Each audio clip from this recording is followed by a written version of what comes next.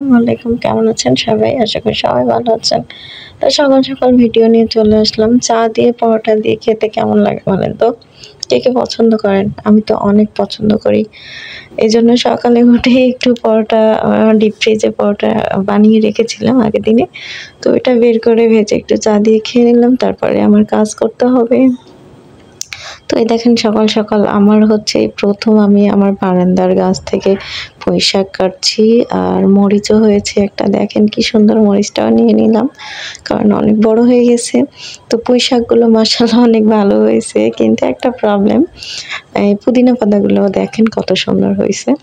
তো অনেকগুলোই পুঁইশাক হয়েছে, বাট হচ্ছে পুঁইশাকের ডাঁটাগুলো অনেক শক্ত ছিল, অনেক মানে শিটখা টাইপের হয়েছিল, সিদ্ধই মানে এত পরিমাণ জাল দিয়েছি তারপরও হচ্ছে সিদ্ধ হয় নাই। খাওয়ার সময় দেখলাম যে সিটকা লাগায় থাকার মতো হয়েছে, মানে অনেক শক্ত শক্ত হয়ে আছে ডাঁটাগুলো। তারপরে আমি হচ্ছে ঢেঁড়স কেটে নিলাম। আর নিজের হাতে লাগানো কোনো গাছ বারান্দায় বা ছাদে এগুলা নিজে শখ করে বাগান করা বা গাছ লাগানো, সেই গাছ থেকে ফল বা সবজি নিয়ে রান্না করতে বা খেতে অনেক মজা লাগে, তাই না? আমার তো এই প্রথম আমি শখ করে এখানে বারান্দায় গাছ করেছি। তো আলহামদুলিল্লাহ ভালোই হয়েছে, অনেক চেষ্টার পর হয়েছে। মানে আগেও একবার করেছিলাম, গাছ হয় নাই। তো এইবার হয়েছে, কিন্তু ডাঁটাগুলো অনেক শক্ত। তো যাই হোক, তারপরও মাশাআল্লাহ অনেক ভালো হয়েছে। আর হচ্ছে তরকারিটাও খেতে ভালো হয়েছিল। তো আমার কথা বলতে একটু প্রবলেম হচ্ছে, আবারও ঠান্ডা লাগছে, সো এর জন্য একটু ইগনোর করবেন। তারপরে হচ্ছে তো আমি কাটাকুটি করে মাখিয়ে, তারপরে হাতে মাখিয়ে ডাল দিয়ে চচ্চড়ি করব। তো মাখানোর সময় এত সুন্দর একটা সেন্ট বেরোচ্ছিল, মনে হচ্ছিল এখনই খাওয়া যাবে। তো আমি পাশাপাশি হচ্ছে ঢেঁড়স ভাজিও করব। আজকে বেশি কিছু রান্না হবে না, ঢেঁড়স ভাজি আর ঢেঁড়স ভর্তা আমার খুব পছন্দের। কার কার পছন্দের বলেন তো ঢেঁড়স ভর্তা? অনেকেই মানে ঢেঁড়স ভর্তা যে ল্যালপার কারণে খেতে পারে না, কেমন জানি ল্যালপা ল্যালপা হয়।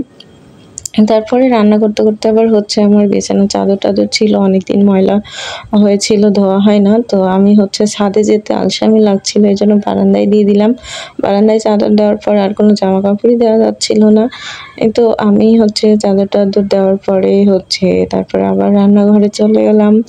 আমার হচ্ছে চাদর বারান্দা এতটাই ছোট যে চাদর দেওয়ার পর আর কোনো জায়গা নেই। এই তো কথা বলতে বলতে আমার রান্না প্রায় হয়ে গেছে, ভাজিটাও হয়ে গেছে, আমি বেড়ে নিলাম। তারপরে হচ্ছে একটু বাগার দিব, সেই জন্য পেঁয়াজ মরিচ নিয়ে নিলাম।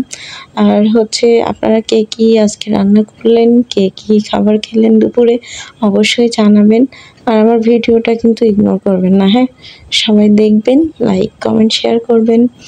আর আপনারা কে কে বারান্দা বাগান বা ছাদ বাগান করতে পছন্দ করেন বলেন তো? আমার তো বেশ ভালো লাগে। এখানে এসে আমি খুবই মানে একা একা থাকি তো সব সময়, এই জন্য একটু বারান্দায় গেলে সময় কাটাতে ভালো লাগে, গাছের সাথে গাছ লাগাতে, গাছের যত্ন নিতে। তো কথা বলতে বলতে এই তো আমার রান্নাও হয়ে গেছে, মাশাআল্লাহ খাবারও অনেক ভালো ছিল, অনেক মানে সবগুলাই মাশাআল্লাহ ভালো ছিল। ঢেঁড়স ভর্তা দিয়ে আমি আগে খেলাম।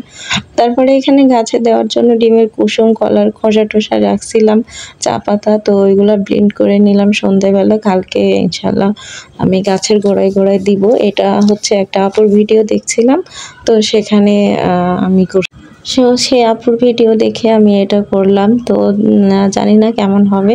তো সবাই ভালো থাকবেন, সুস্থ থাকবেন, আল্লাহ হাফেজ, টাটা।